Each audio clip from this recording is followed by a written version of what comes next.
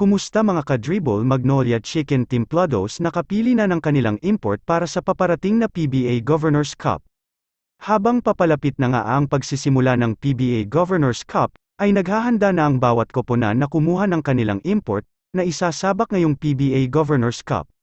Kinuha nga ng Magnolia ang serbisyo ng 29 years old na si Eric McCree, produkto ng Marias State and Louisiana Technology. Ipinanganak noong December 20, 1993 sa Orlando, Florida. Nakatakdang dumating sa bansa ngayong Martes, January 3, 2023, para makapagsimula ng practice sa kanyang team sa Waibes January 5.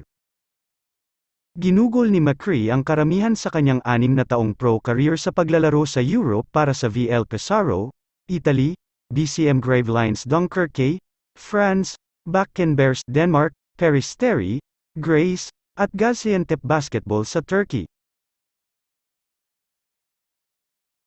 Nagkaroon din siya ng mga stints sa Sioux Falls, at Salt Lake Stars sa NBA G-League, at nakapaglaro sandali para sa koponan ng Utah Jazz taong 2017 hanggang 2018. Nabigyan din siya ng pagkakataon makapaglaro sa Shiga Lakes sa Japan B-League, ngunit hindi natuloy dahil sa personal na dahilan.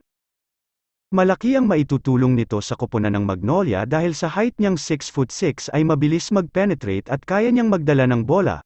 Maaasahan din ito pagdating sa opensa at depensa nito.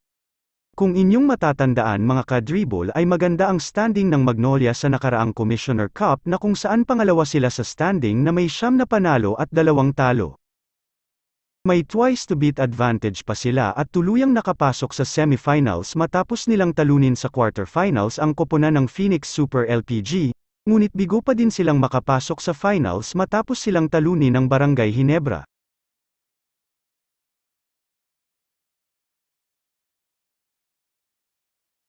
Pero ang tanong mga ka-dribble, makapasok na kaya sila sa finals at tuluyang masungkit ang kampyonato?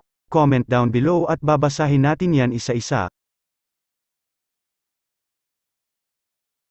Paki-subscribe po ng aking channel at paki-pindot na din po ng bell icon para updated kayo kapag may bago akong video na ina-upload.